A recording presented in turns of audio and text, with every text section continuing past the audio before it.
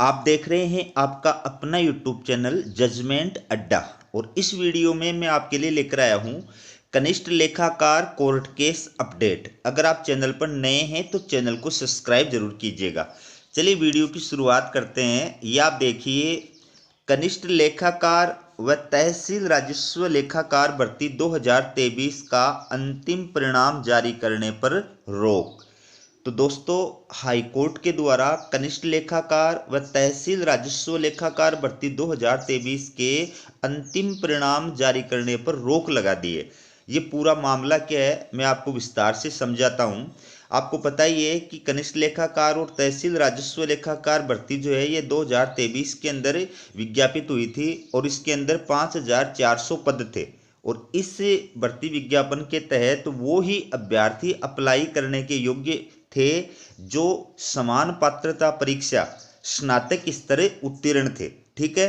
अब झगड़ा जो है, विवाद जो है वो कहाँ से प्रारंभ होता है कि इसमें समान पात्रता परीक्षा ग्रेजुएशन लेवल उत्तीर्ण हर कैटेगरी के अंदर जो 15 गुना अभ्यर्थी थे उनको शामिल किया गया था। लेकिन विवाद का पहला जो कारण है जो हाईकोर्ट के अंदर अभ्यर्थियों के द्वारा प्रस्तुत किया गया है, वो कारण पहला क्या बताया है कि जो समान पात्रता परीक्षा थी उस परीक्षा के अंदर तो न्यूनतम जो आयु बताई गई है या न्यूनतम जो आयु मांगी गई थी वो 18 से 40 वर्ष मांगी गई थी। जबकि कनिष्ठ लेखाकार और तहसील राजस्व लेखाकार भर्ती की जो आयु मांगी गई है वो 21 से 40 मांगी गई है।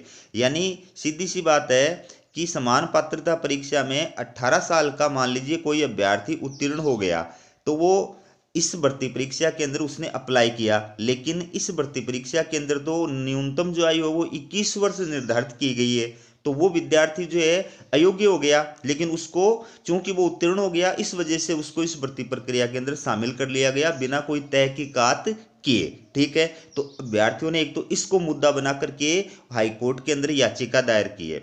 दूसरा जो मुद्दा बनाया उन्होंने वो किस पॉइंट को बनाया है कि जो समान पात्रता परीक्षा थी उसके अंदर तो कंप्यूटर अनिवार्य की योग्यता नहीं थी, लेकिन ये जो तहसील लेखाकार और कनिष्ठ लेखाकार की जो भर्ती का विज्ञापन जारी किया गया था इसमें स्नातक के साथ साथ में कंप्यूटर की योग्यता भी अनिवार्य तौर पर रखी गई थी।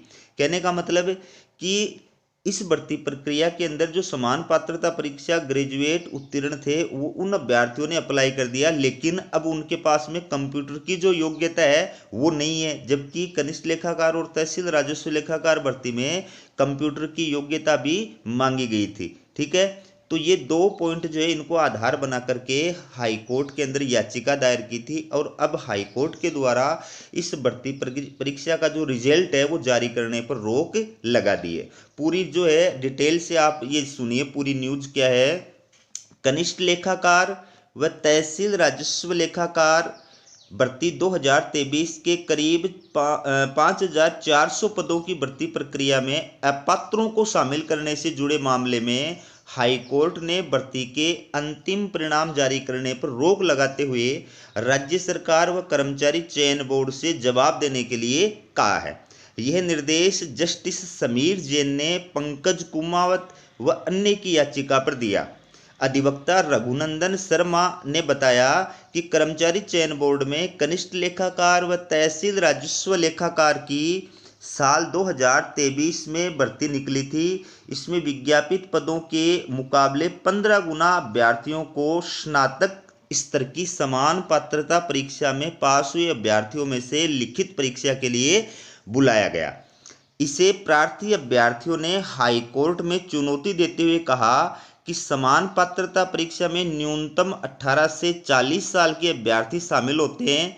कनिष्ठ लेखाकार व तहसील राजस्व लेखाकार भर्ती में आयु सीमा 21 से 40 साल रखी गई और स्नातक के साथ साथ कंप्यूटर की योग्यता भी अनिवार्य तौर पर रखी गई। लेकिन चयन बोर्ड ने भर्ती के इस तथ्य की अनदेखी कर समान पात्रता परीक्षा से मेरिट में आने वाले अभ्यर्थियों को बुला लिया।